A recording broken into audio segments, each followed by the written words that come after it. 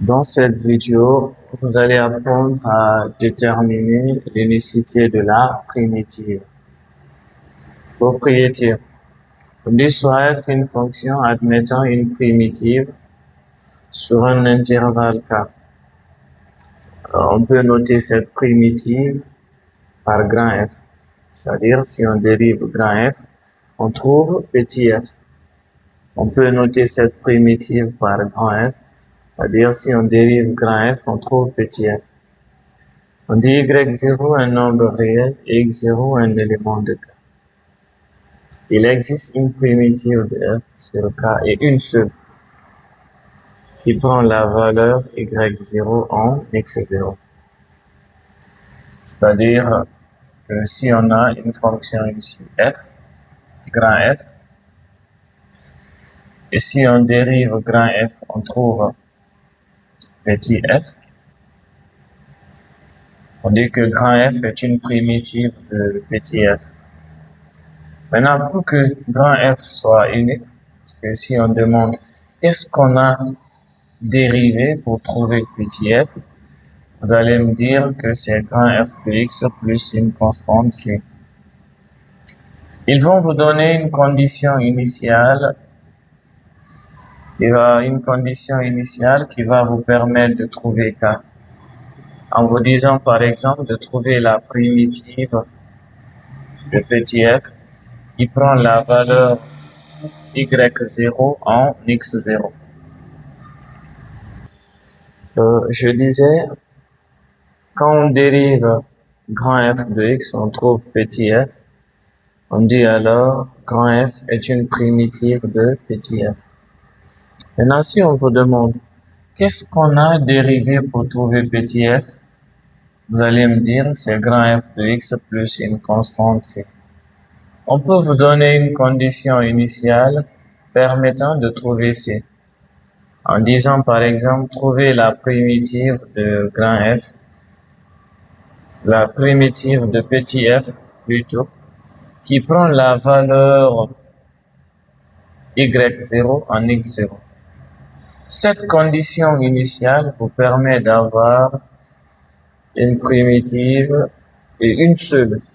Et dans ce cas, on parle de l'unicité de la primitive.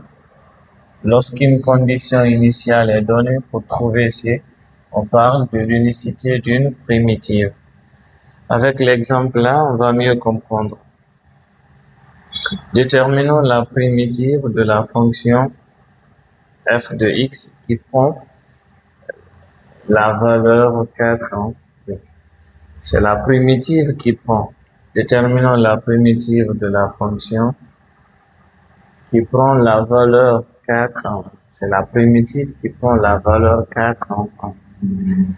Bien, on va dire ici soit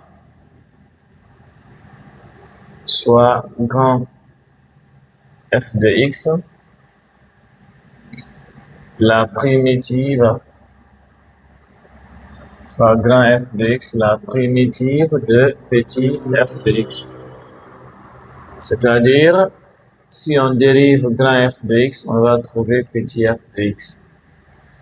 Pour la notation, on écrit grand f de x égale à la primitive de petit f de x multiplié par dx.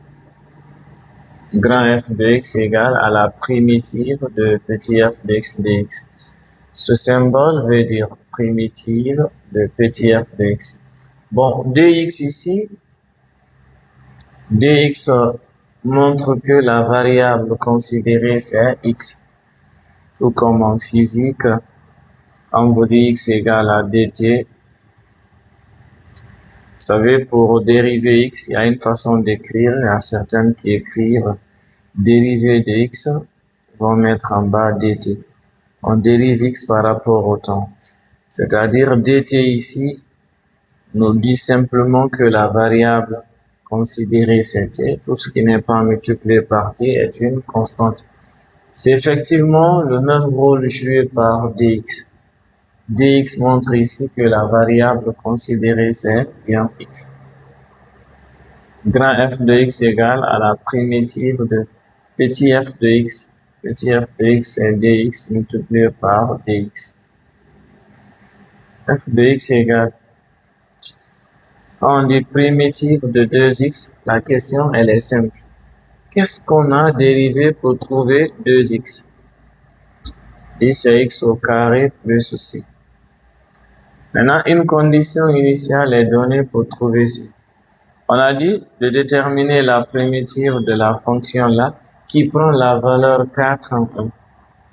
La primitive prend la valeur 4. La primitive égale à 4 lorsque x égale à 1. La primitive égale à 4 lorsque x égale à 1. La primitive égale à 4 lorsque x égale à 1.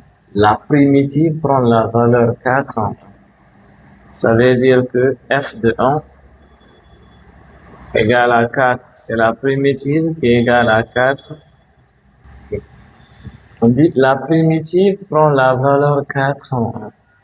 C'est la primitive qui est égale à 4 lorsque x égale à 1, donc f de 1 égale à 4. Maintenant, f de 1, je remplace x par 1, ce qui donne 1 au carré plus c, 1 au carré plus c égale à 4. Donc, f de 1, c'est ça, égale à 4. F de 1, c'est 1 au carré plus c. 1 au carré, c'est 1 plus c égale à 4. C égale à 4 moins 1, ce qui donne 3. On a trouvé c. On revient dans l'écriture de grand f de x. C'est x au carré plus c. C ici égale à 3. À partir du moment où une condition initiale est donnée pour trouver c, cette primitive, elle est unique. Merci.